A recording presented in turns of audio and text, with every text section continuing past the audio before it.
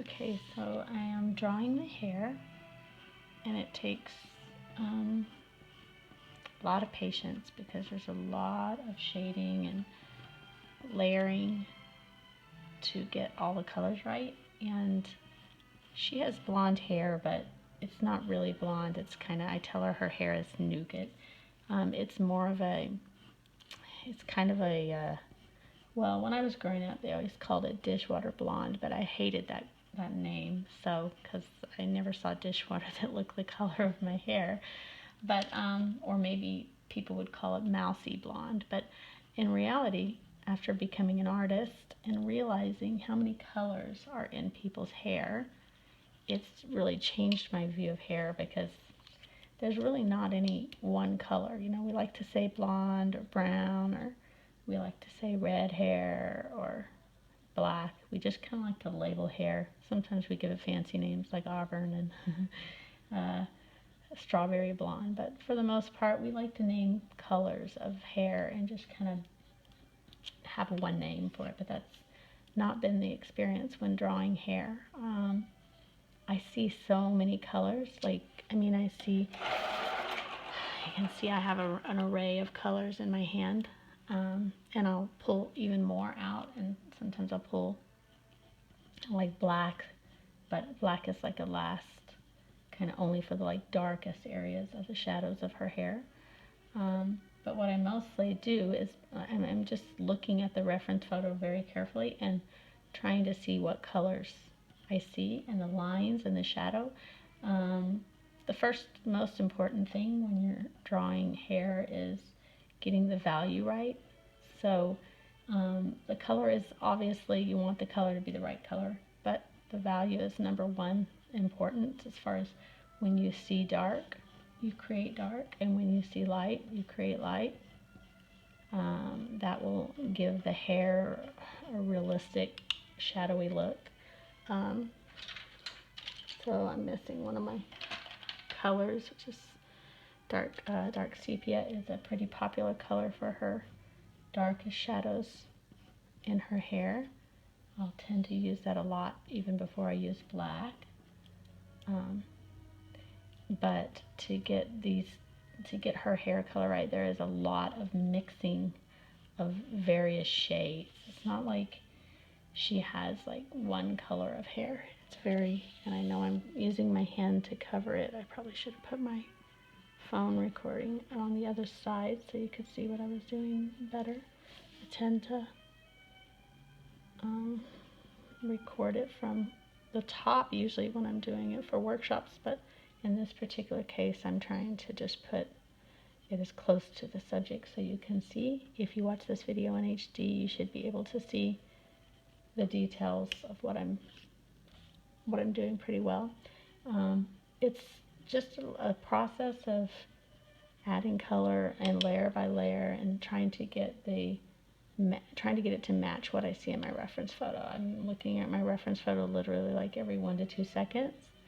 Some of these little hairs that I see in the reference photo that I don't necessarily draw right off, I will often put just the background color of the hair down and get the shading right, and then I'll go back with a tiny Tombow eraser, which I don't think I have handy right now, but it's the little bitty Tombow. I have one of them. I use a Tombow eraser, Mono Zero. This one is square on the end, so it has some stuff on it, but I will get it it's actually a rectangle, but there are little round ones as well. I just pick that stuff off of it, and then I'll use it to kind of go back in on top of a color and add a streak of light if I need to. It's easier to do that for me than it is to sit there and try to draw those little fine hairs. And then once I get all the colors right, I'll go back in and put some of these little tiny streaky hairs into it. But to start off with, anytime I'm creating the hair, it looks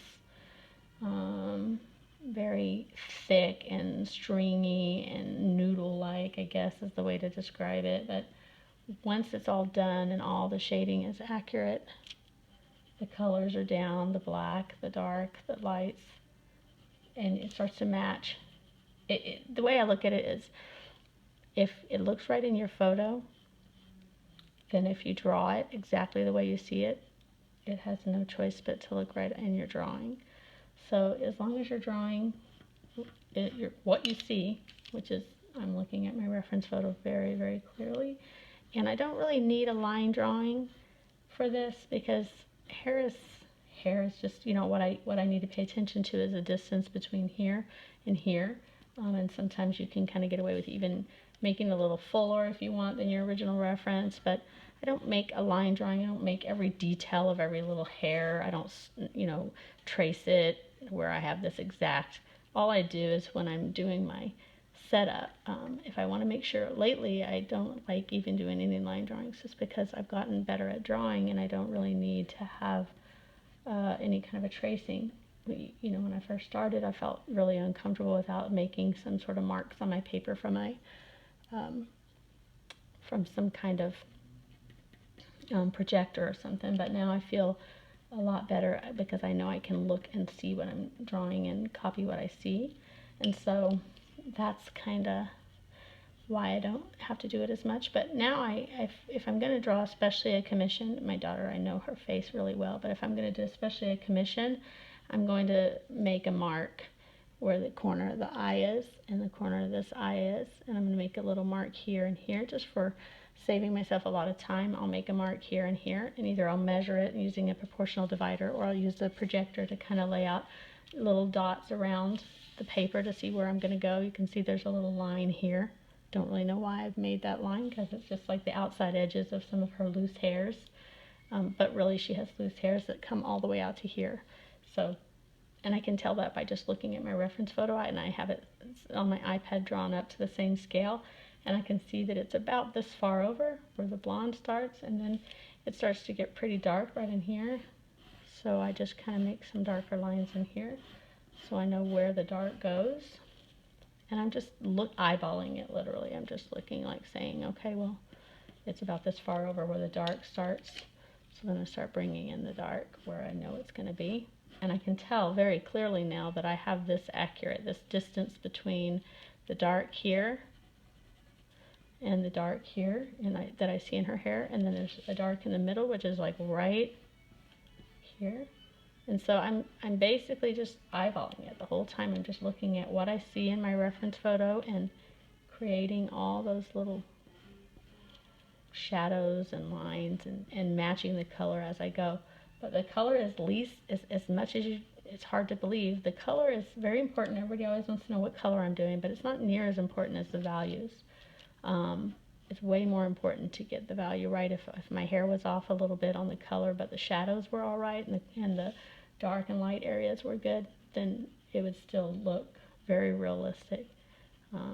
Even if her hair color was blue or purple or pink, it wouldn't matter. It would still look realistic and believable. So, but it's just a long process because there's a lot to cover.